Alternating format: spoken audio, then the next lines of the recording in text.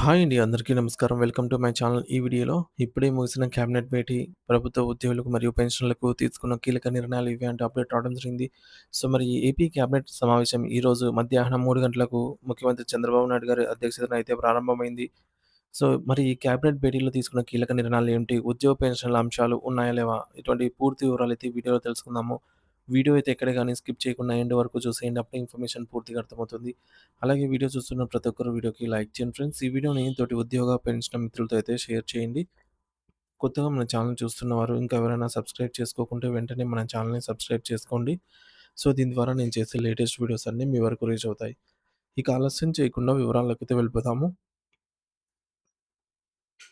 Friends, ఇక విషయానికొచ్చినట్టయితే ఆంధ్రప్రదేశ్ రాష్ట్ర ముఖ్యమంత్రి శ్రీ నారా చంద్రబాబు నాయుడు గారి అత్యున్నత న్యాయస్థానం న్యాయ ఆహ్, అత్యున్నత స్థాయి నాయకత్వంలో వెలగపూడిలోని రాష్ట్ర సచివాలయంలో అత్యంత కీలకమైన ఏపీ మంత్రివర్గ సమావేశం అత్యంత ఉత్కంఠభరితంగా ముగిసింది.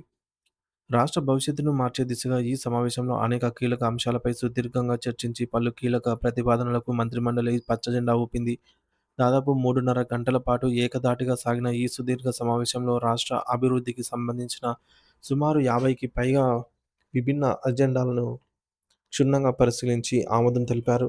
ముఖ్యంగా రాష్ట్రంలో పెట్టుబడులను ఆకర్షించేందుకు state investment promotion board SIPB తీసుకున్న నిర్ణయాలను మరియు అమరావతి రాజధానిలోని నిర్మాణానికి సంబంధించిన సిఆర్‌డిఏ పంపిన ప్రతిపాదనను క్యాబినెట్ ఏకగ్రీవంగా అయితే ఆమోదం తెలిపింది.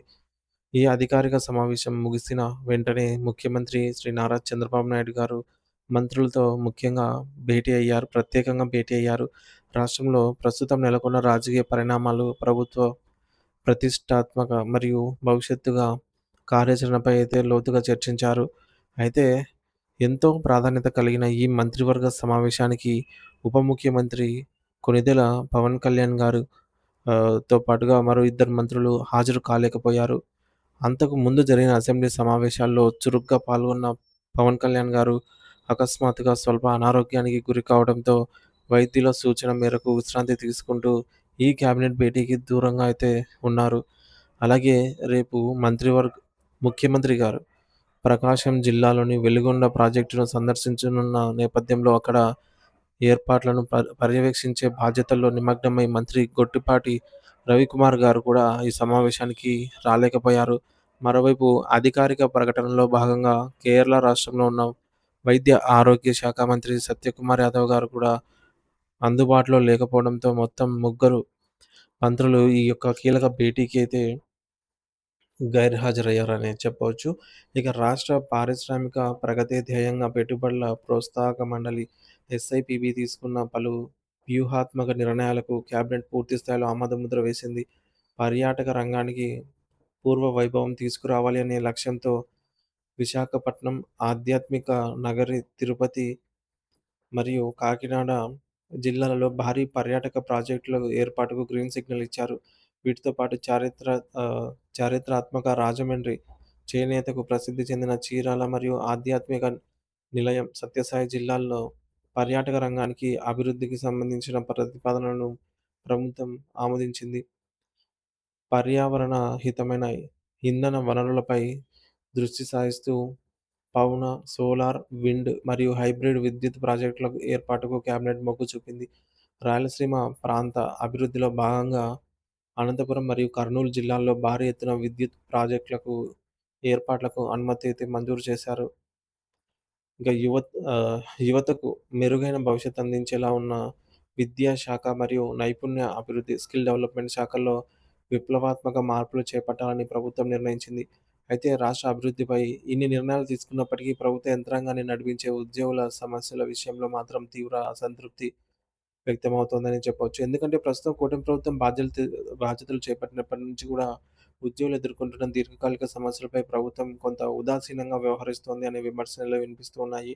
ముఖ్యంగా ఈరోజు జరిగినటువంటి కేబినెట్ సమావేశంలో తమకు రావాల్సిన కరువు భత్యం, డీఎన్ఎస్ అలవెన్స్‌పై ప్రకటన వస్తుందని ఉద్యోగులంతా అనుకున్నారు. ఎందుకంటే నిన్నటి మీడియాలో ఈ విషయంపై పెద్ద ఎత్తున ప్రచారం జరిగినా కానీ సమావేశం ముగిసిన తర్వాత చూస్తే డీఏ గాని, మధ్యంతర భృతి, ఐఆర్ గాని లేదా ఇతర ప్రయోజనాలపై గాని ఎటువంటి సానుకూల నిర్ణయం అయితే తీసుకోకపోవడంతో ఉద్యోగ వర్గాల్లో తీవ్ర నిరాశ నెలకొంది. ఉద్యోగులు ఎదుర్కొంటున్న ప్రధాన సమస్యలను విశ్లేషిస్తే పెండింగ్‌లో ఉన్న డీఏ బకాయిలు కొండలా పేరుకుపోయాయి. 2019 జూలై 1 నుంచి గత ప్రభుత్వం ఇచ్చిన 27% డీఏను ప్రస్తుత పరిస్థితుల్లో కొనసాగించడంలో ఇబ్బందులు తలెత్తుతున్నాయి. సిపిఎస్ విధానంలో ఉన్న ఉద్యోగుల జీతాల నుండి రికవరీ చేసిన 10% మొత్తాన్ని ప్రభుత్వం వారి ఖాతాల్లో సకాలంలో జమ చేయకపోవడం వల్ల భవిష్యత్తుపై వారు ఆందోళన చెందుతున్నారు. అంతేకాకుండా ఉద్యోగులు దాచుకున్న సెలవులను నగదుగా మార్చుకునే సరెండర్ బకాయిలు మరియు నిరంతరం క్షేత్రస్థాయిలో పనిచేసే పోలీసులకు చెల్లించాల్సిన టీఏ బకాయిలు నెలల తరబడి పెండింగ్‌లో ఉండటం గమనార్హం. సచివాలయ ఉద్యోగులకు మరియు హెచ్ఓడి కార్యాలయాల్లో పనిచేసే సిబ్బందికి ఇళ్ల స్థలాలు ఇస్తామని హామీ ఇచ్చినప్పటికీ కూడా ఇప్పటికీ కాగితాలకే పరిమితమయ్యింది. మరోవైపు ఉద్యోగుల వేతన సవరణ కోసం వేయాల్సిన పీఆర్సీ కమిషన్ ప్రక్రియ కూడా నత్తనడక సాగుతోంది. గత ప్రభుత్వం నియమించిన పీఆర్సీ కమిషన్ రాజీనామా చేయడంతో కొత్త కమిషన్‌ను నియమించడంలో జరుగుతున్న ఆలస్యం ఉద్యోగుల ఆర్థిక ప్రయోజనాలపై తీవ్ర ప్రభావం చూపుతోంది. పరిపాలనా పరంగా కూడా సీనియర్ అధికారుల పట్ల వివక్ష కనిపిస్తోందని అడిషనల్ సెక్రటరీ స్థాయి అధికారులకు కూడా సరైన పోస్టింగ్‌లు ఇవ్వకుండా వెయిటింగ్‌లో ఉంచడం వారి నైతిక స్థైర్యాన్ని దెబ్బతీస్తోంది. అన్ని అర్హతలు ఉన్నప్పటికీ ప్రమోషన్‌లు ఆపడం వల్ల సర్వీస్‌లో ఉన్న ఉద్యోగులు తీవ్ర మానసిక వేదనకు గురవుతున్నారు. గతంలో ప్రభుత్వం ఉద్యోగ సంఘాలతో చర్చలు జరిపి బకాయిల చెల్లింపులకు ఒక ప్రణాళికను సిద్ధం చేసింది. కానీ ఇప్పుడు అటువంటి చర్చలకు ఊసే లేకుండా పోయింది. ఉద్యోగులను కలవరపెడుతోంది. ఈ నేపథ్యంలో ఉద్యోగ సంఘాలు తమ న్యాయమైన డిమాండ్‌లను ప్రభుత్వం ముందు ఉంచుతున్నాయి. తక్షణమే తమకు ఐఆర్ ప్రకటించి ఆర్థికంగా ఆదుకోవాలని, పేరుకుపోయిన డీఏ మరియు బకాయిలను వెంటనే విడుదల చేయాలని కోరుతున్నారు. సిపిఎస్ నిధులను ఆలస్యం చేయకుండా ఉద్యోగుల ప్రావిడెంట్ ఫండ్ ఖాతాలో జమ చేయాలని డిమాండ్ చేస్తూ ఉన్నారు. నూతన పీఆర్సీ కమిషన్‌ను వెంటనే నియమించి నిర్ణీత కాల పరిమితిలోగా వేతన సవరణ అమలు చేయాలని వేడుకుంటున్నారు. సీనియర్ అధికారులకు గౌరవప్రదమైన పోస్టింగ్‌లు ఇవ్వాలని మరియు ప్రమోషన్‌ల ప్రక్రియను వేగవంతం చేయాలనైతే కోరుతున్నారు. అధికారులపై రాజకీయ వేధింపులు ఆపాలని, సచివాలయ ఉద్యోగుల ఇళ్ల స్థలాల సమస్యను త్వరితగతిన పరిష్కరించాలని వారు విజ్ఞప్తి చేస్తున్నారు.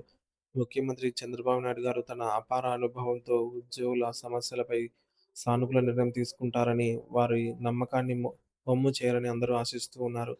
ప్రతి పండుగకు ప్రభుత్వం నుంచి ఏదైనా మంచి వార్త వస్తుందని కళ్ళు కాయలు కాసేలా ఎదురు చూస్తూ ఉన్నటువంటి లక్షలాది మంది ఉద్యోగుల ఆశలను సజీవంగా ఉంచాల్సిన బాధ్యత ప్రభుత్వంపై ఉంది. ప్రజలకు సేవలను చేరవేసే యంత్రాంగం సంతోషంగా ఉన్నప్పుడే రాష్ట్ర అభివృద్ధి పదంలో ముందుకు దూసుకెళ్తుంది. కాబట్టి ముఖ్యమంత్రి గారు ఈ సమస్యలపై వెంటనే స్పందించి పరిష్కారం చూపాలని యావత్ లోకం కోరుకుంటుంది. సో, ఇది ఫ్రెండ్స్ ఇప్పటివరకున్న తాజా సమాచారము.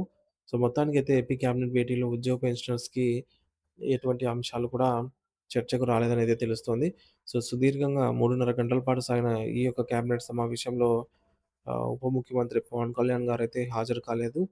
ఇక క్యాబినెట్ భేటీలో పలు కీలక నిర్ణయాలకు ఆమోద ముద్ర వేశారనమాట. సో, 53 కీలకమైన అంశాలకు సంబంధించి అయితే నిర్ణయాలు తీసుకున్నారు కానీ, ఉద్యోగులకు సంబంధించి ఎటువంటి నిర్ణయం అయితే ఇంతవరకు తీసుకున్నట్టు కనిపించలేదు. మరి ఏమన్నా తర్వాత ఏమన్నా ఇస్తారా? లేదంటే ఇంకా ఏమన్నా ఆలస్యం అవుతుందా? ముఖ్యంగా ఐఆర్ ప్రకటించాల్సి ఉంది. తర్వాత పీఆర్సీ కమిషన్‌ను నియమించాల్సి ఉంది. ఇవన్నీ గూడా ప్రభుత్వం ముందు ఉన్నటువంటి అత్యవసర పెండింగ్ ఆహ్, అంశాలుగా అయితే పరిగణించవచ్చు.